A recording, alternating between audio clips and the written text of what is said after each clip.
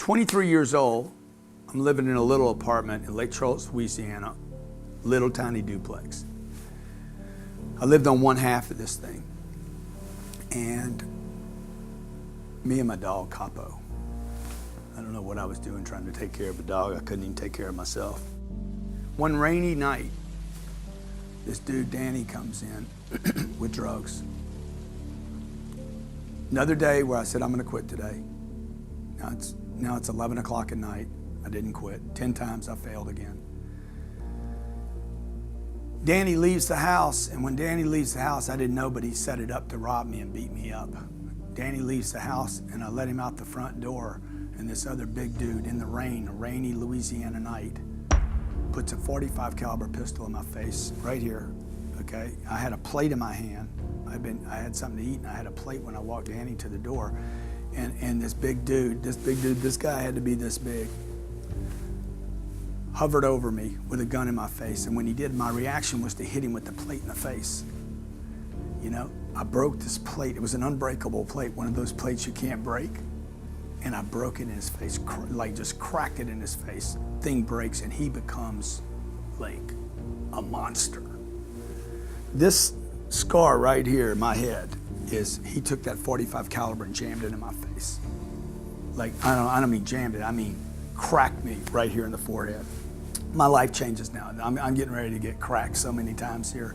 I'm getting ready to get the lesson of my life of where I'm really living. I already knew it, but this was the exclamation mark on where my life had gone from being a good kid to this far from dying. He hits me here. He cracks me over both my eyes here, underneath these two eyes. What's the word? Incapacitates both my arms. Incapacitates both my arms because he takes and chops them both behind the elbows so you can't use your arms. Like literally, I'm walking around, I can't move my arms. Blood's coming down. Every wall in this apartment, in this room, and the ceiling has blood on it. They ransacked the house, robbed me of a little bit of money, and literally leave me on the floor for a dead man. My dog's in the back. My dog's locked up in the back, the Doberman. They set it up to do this. This is what happens when you hang around bad people. Sooner or later, the day's gonna come where you're gonna pay the price. I get rushed to the hospital. My girlfriend's there. She's in the back. She comes out, gets me to the hospital. I spend 3 days in a hospital. Actually, I go to the hospital. They put in 70 stitches in my head and face. Like my whole face is just carved up. The sheriff's department comes because they know something bad's happening. And I'm like, I'm fine, I can go home. They stitch me up. I go home to my mother. I walk into my mother's house in the little brick house that I resented so much. And I walk to the house, and I go to the house in the back door. I knock on the back door. I'm beat up now, okay? Face is swollen. My mom comes to the door, and she's like, what? What? Where's my son at? Where's my son at? I'm like, Mom, I am your son. Where is my son? Nobody could recognize who I was. That's how beat up I was. I go in the house. I try to lay down. She puts me in this, you know, on a couch, and I try to lay down there, and the hospital doesn't want me to go to sleep because I could literally die. So they bring me back to the hospital. I spend 3 days in the hospital, and I'm like, I'm done. No more drugs. Okay, literally, I can't even recognize myself anymore. No more drugs. I'm done using drugs. Okay, guess what happens? I'm using drugs 15 minutes later, 10 times a day in the hospital. See, you would think, looking back, I would think this would be the day I would quit. For 2 more years, I would use drugs every day. Couldn't get out, couldn't quit, okay? Look, nobody starts using drugs and thinks they're gonna be a drug addict. I didn't. I started using drugs, and for some reason, something happened where those drugs just took over. My mom, at the age of 25, my mom says to me, you're no longer welcome in my home. You're no longer welcome in my business. I don't want to see you anymore. And that was the day my life turned around. So 24 hours later, I was in a treatment center. because my mom had the courage to say, enough is enough, I'm done. Really, everybody was pretty much done with me at this point. You know, my older brother died when I was 20. So 3 years, well, I guess, yeah, 5 years before this, my older brother dies. He was worried about me.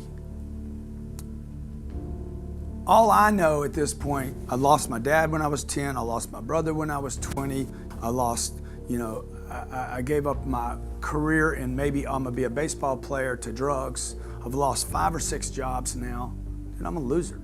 I'm a total loser. But I do have this little light inside of me that says I'm special. I have this little thing inside of me that says, hey, you are special, you know? You have something. But it was just covered up in all this stuff and all these problems and in the drugs and the bad friends and the bad choices. So my mom finally says, enough is enough. Don't come back here anymore. I'm done. I could tell it was hard for her. I'm in a treatment center in the next 24 hours. I go to this treatment center. I'm there 30 days. For the first 30 days in 7, 8, 9 years, I don't use drugs.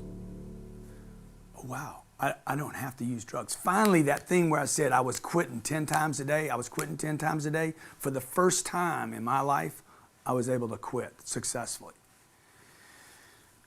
I'm leaving the treatment center when the insurance ran out, because that's how those work.